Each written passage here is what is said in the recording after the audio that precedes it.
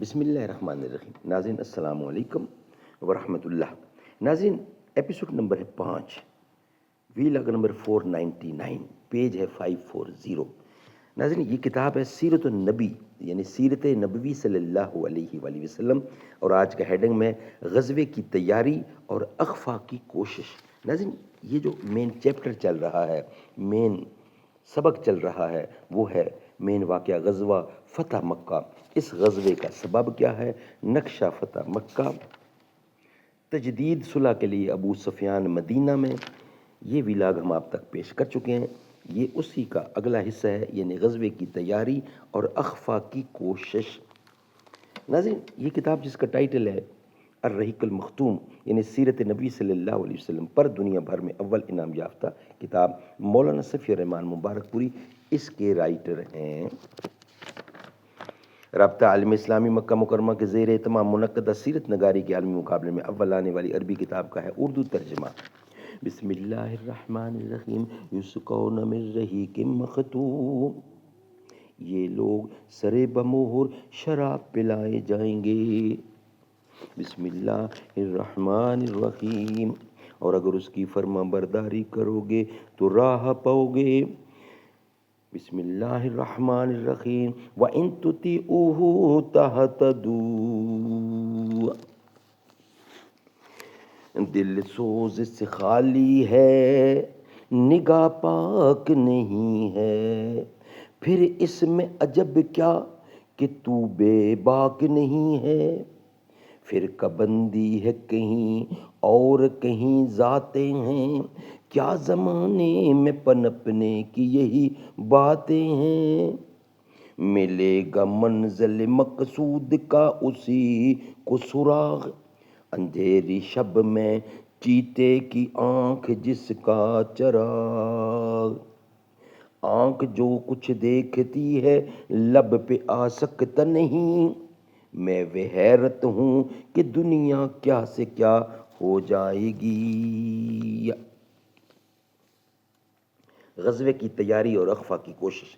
طبرانی کی روایت سے معلوم ہوتا ہے کہ رسول اللہ صلی اللہ علیہ وسلم نے عہد شکنی کی خبر آنے سے 3 روز پہلے ہی حضرت عائشہ رضی اللہ عنہ کو حکم دے دیا تھا کہ آپ کا ساز و سامان تیار کر دیں، لیکن کسی کو پتہ نہ چلے۔ اس کے بعد حضرت عائشہ رضی اللہ عنہ کے پاس حضرت ابو بکر رضی اللہ عنہ تشریف لائے تو پوچھا، بیٹی یہ کیسی تیاری ہے؟ انہوں نے کہا، واللہ مجھے معلوم نہیں۔ حضرت ابو بکر صدیق نے کہا، یہ بنو اصغر یعنی رومیوں سے جنگ کا وقت نہیں۔ پھر رسول اللہ صلی اللہ علیہ وسلم کا ارادہ کدھر کا ہے؟ حضرت عائشہ صدیقہ نے کہا، واللہ مجھے معلوم نہیں۔ تیسرے روز الصبح، یعنی سویرے سویرے صبح عمر بن سالم خزائی 40 سواروں کو لے کر پہنچ گیا، اور یا رب انی ناشد محمد والے اشعار کہے، شعر و شاعری کی اشعار کہے، تو لوگوں کو معلوم ہوا کہ قریش نے عہد شکنی کی ہے۔ اور اس کے بعد ریل آیا، پھر ابو سفیان آیا، تو لوگوں کو حالات کا ٹھیک علم ہو گیا۔ اس کے بعد رسول اللہ صلی اللہ علیہ وسلم نے تیاری کا حکم دیتے ہوئے بتلایا کہ مکہ چلنا ہے، اور ساتھ ہی یہ دعا فرمائی کہ اے اللہ جاسوسوں اور خبروں کو قریش تک پہنچنے سے روک اور پکڑ لے، تاکہ ہم ان کے علاقے میں ان کے سر پر ایک دم جا پہنچیں۔ پھر کمال اخفا اور رازداری کی غرض سے رسول اللہ صلی اللہ علیہ وسلم نے شروع ماہ رمضان 8 ہجری میں حضرت ابو قتادہ بن ربی کی قیادت میں 8 آدمیوں کا ایک سریہ بطن عزم کی طرف روانہ فرمایا۔ یہ مقام ذی خشب اور ذی المروہ کے درمیان واقع ہے، درمیان مدینہ سے تقریباً 36 میل کے فاصلے پر واقع ہے۔ مقصد یہ تھا کہ سمجھنے والا سمجھے کہ آپ اسی علاقے کا رخ کریں گے، اور یہی خبریں ادھر ادھر پھیلیں۔ لیکن یہ سریہ جب اپنے مقررہ مقام پر پہنچ گیا تو اسے خبر ملی کہ رسول اللہ صلی اللہ علیہ وسلم مکے کے لیے روانہ ہو چکے ہیں، چنانچہ یہ بھی آپ سے جا ملا۔ ناظرین یہ سریہ یہ سریہ ہے، یہی سریہ ہے جس کی ملاقات عامر بن ازبت سے ہوئی تو عامر نے اسلامی دستور کے مطابق سلام کیا، لیکن محلم بن جسامہ نے کسی سابقہ رنجش کے سبب اسے قتل کر دیا اور اس کے اونٹ اور سامان پر قبضہ کر لیا۔ اس پر یہ آیت نازل ہوئی وَلَا تَقُولُوا لِمَنْ أَلْقِي إِلَيْكُمُ السَّلَامُ لَسْتَ مُؤْمِنًا، الآیت یعنی جو تم سے سلام کرے اسے یہ نہ کہو کہ تم مومن نہیں۔ اس کے بعد صحابہ کرام محلم کو رسول اللہ کے پاس لے آئے کہ آپ اس کے لیے دعا مغفرت کر دیں، لیکن جب محلم آپ کے سامنے حاضر ہوا تو آپ نے 3 بار فرمایا اے اللہ محلم کو نہ بخش۔ اس کے بعد محلم اپنے کپڑے کے دامن سے اپنے آنسو پوچھتا ہوا اٹھا۔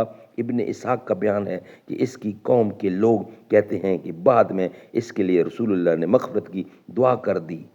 سبحان اللہ، سبحان اللہ۔ ناظرین، یہ ولاگ ہمارا یہاں ہی مکمل ہوتا ہے۔ انشاءاللہ اس کا جو بقیہ حصہ ہے وہ نیکسٹ ولاگ کی صورت میں ہم آپ کے سامنے رکھیں گے۔ یہ ولاگ ہمارا یہاں ہی مکمل ہوتا ہے۔